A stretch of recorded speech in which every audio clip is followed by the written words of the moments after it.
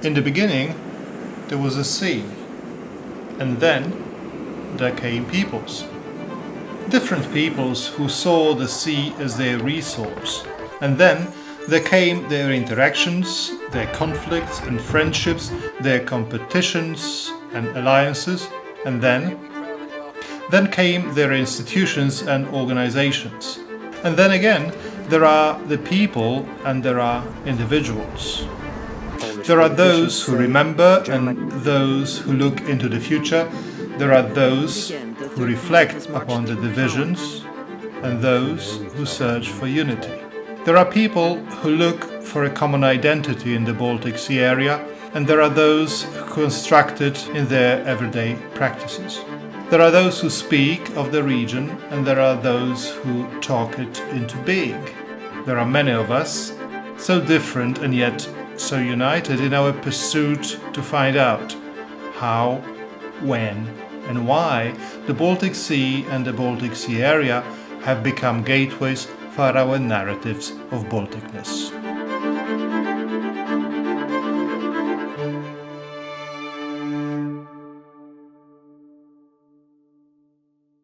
My name is Kazimierz Musiał, and on an everyday basis I work with Scandinavia and Northern Europe. I have started the Young People Network for Balticness project to be able to debate and to learn about the Baltic Sea regionalism. Together with my partners from around the Baltic Sea, from different disciplines, we have invited students to come to the CBSS Summer University in Gdańsk. We invited them to be critical about issues and friendly towards others who they did not initially know or understand.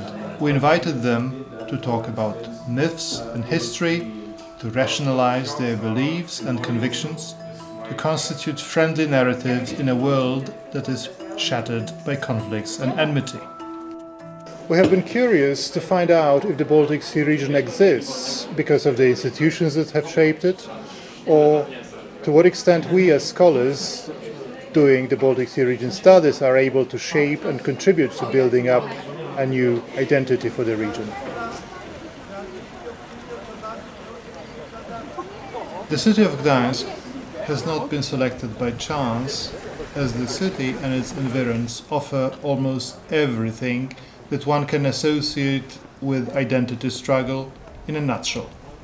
We sent students to get hands-on experience of the city. We discussed what actually is the cultural memory of Gdansk. So we had a closer look on architecture, on the urbanistic structure of the town, to get an impression what shifted, in which way, the understanding and the meaning of cultural heritage. So we discussed the question if the cultural heritage of Gdansk has to be perceived as Polish, German, Gdansk. A lot of different groups contributed to the cultural heritage of the town, so that we can say that the cultural heritage of Gdansk is a transnational one, and in a certain way also transcultural.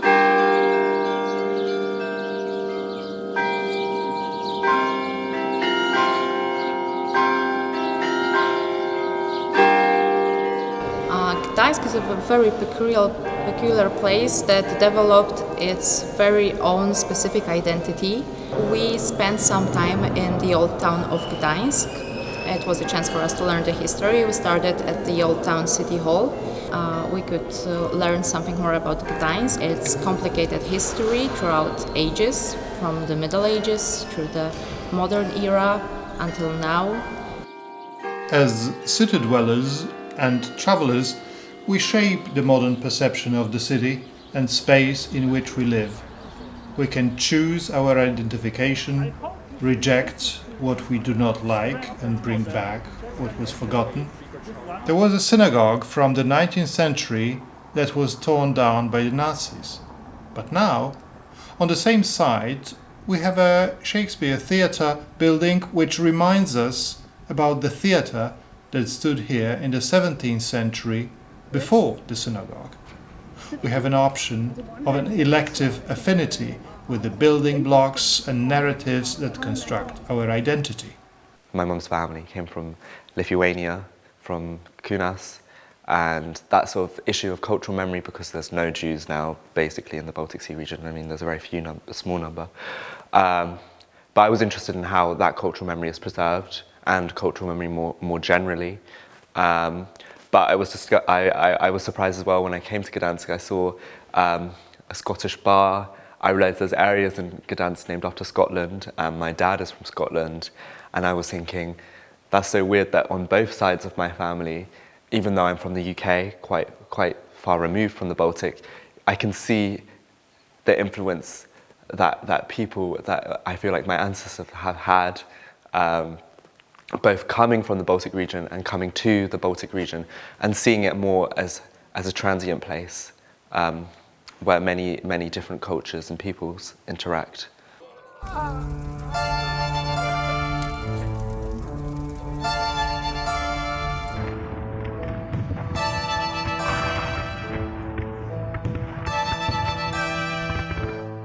This was the story of Gdańsk. But when it comes to the narratives founding the Baltic Sea region today, we can ask historically grounded questions relating to Hansa, symbolizing trade and interaction, or the fight for hegemony, Dominium Maris Baltici between Sweden, Polish, Lithuanian Commonwealth and the Russian Empire. We can also ask about contemporary identification patterns when the social capital of the region is still highly dependent on its Nordic, German, Polish and other East European or post-Soviet legacy. Well, the problem is that, as we have seen, different social groups are part of a certain kind of cultural or collective memory, and certain groups are not. And that is something on one level, if you are not part of a certain kind of collective memory and not remembering, for instance, the common Soviet memory, then this is already something that separates certain kind of groups within the region, and that makes it difficult actually to come to a conclusion of an entire region or entire identity in the region. So we talked about social capital of the Baltic Sea region. Basically, there's two separate parts of the Baltic Sea region. One is more Scandinavian model type. It's really popular and it kind of takes strength because of that culture, Scandinavian culture. And we talked about this more low-income, medium-income, post-communist part of Baltic Sea region, which is, I feel, still growing, still have a chance to build its own narrative, not necessarily looking up to the old ways of Scandinavian culture. Basically, we could build something based on our experiences, on our culture, and build something new. First of all, I would say like this building, this European Solidarity Center is very modern, it's very amazing. And also about this exhibition, it helps me to learn lots of knowledge about the Polish history in the communist period and how Polish people struggled with this kind of shamanism from Soviet Union, and how Polish people to get this kind of solidarity or independence from this Soviet bloc. I learned how important solidarity movement was in liberating from the socialist state, not only for Poland but for whole Europe, and how important power of the people can be and how effective it also can be. Well, I would say that we have to remember that I always associate the Baltic region with Baltic states, Latvia, Lithuania and Estonia, and I'm very interested in their history, about the way how they achieve freedom, their fight for freedom during Soviet Union time. Especially today, I got some inspiration from my colleagues, and they mentioned this Baltic chain, this event, and I really respect this kind of democracy and how people in Baltic Sea 3 countries to get their independence from the Soviet Union. And yeah, I'm so shocked, and I would like to analyze their mentality and which kind of motivation from them. I'm not from this region, especially I'm even not European. I'm from China. It's really far away from this continent. But my way to Balticness, I would say it's about democracy. And I would like to mention one of my experience when I was traveling in Tallinn, and I went to the seaside. And I took lots of pictures. Even I saw that military ship in that seaport. And I was so amazing, since in China, especially in some like very strict countries, you cannot take picture with military basements, military ships, this kind of stuff. But like in Tallinn, I took picture and I was a little bit afraid maybe I would be caught by police. But after that, like I asked my friends there, and they said, okay, it's okay, it is allowed to take picture with them. In my presentation, my way to Balticness, I would just mention this democracy and their values. There are so many different conceptions of the Baltic Sea region that I would always argue there are Baltic Sea regions, but not one Baltic Sea region. We have to find the core. The core is the Baltic Sea. That's why environmental issues were the framework that kind of worked. We have explored a lot about the history. So it's like looking into the past, trying to find the root. But maybe if we try to be more like forward-looking, what we want to have it, what we want this region to become, not what it is, not what it was.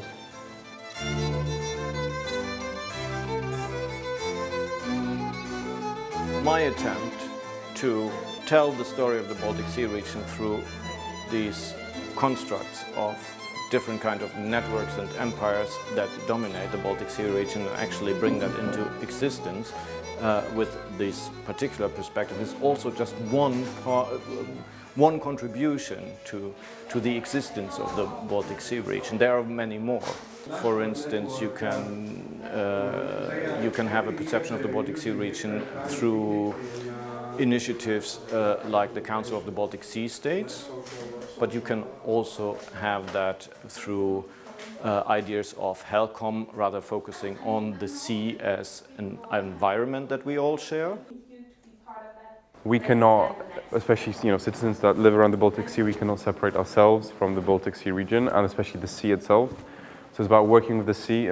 That's kind of what my topic is about, and making sure we work with nature. We know the limits of our Baltic Sea area, and then make sure we don't overstep our boundaries, which is unfortunately what's been happening a lot. And now I think hopefully we're coming back, and things like this, these kind of discussions, are all about making sure that we come back and we understand where we live, because it's about knowing our sense of belonging, our heritage in this area, and how we can work with the environment and not work against it.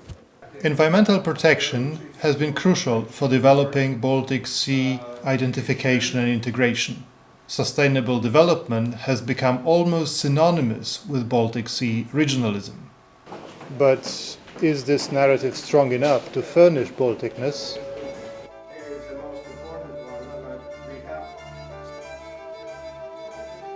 It was based on a very simple approach. I simply provided my students with an article on sustainability narratives so that they could become familiar with different concepts that are used and how we can approach sustainability narratives in a critical way. Another question was related to bottom-up approaches to governance participation. That we not only do we provide different concepts in a top-down manner, but we also focus on various public initiatives, or focus on engaging other stakeholders, Baltic Sea residents, in our discussions in different multi-stakeholder settings. It's right that it turned out to be a quite recurring theme, not only about who controls narratives, but also what is politically doable and what is politically not doable. It also sometimes collided with political, or like with discussions about top-down approaches and bottom-up approaches.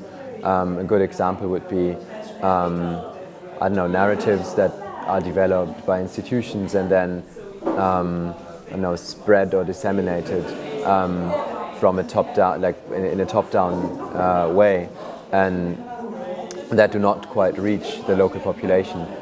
We talk, for example, about the outreach of the Baltic Sea, of the youth platform of the Council of the Baltic Sea States that faces a similar problem that even though it wants to widen youth participation, the narratives that they develop only reach certain targeted audiences. Maybe environmental issues as narratives are targeting only limited audiences. Are they strategic enough?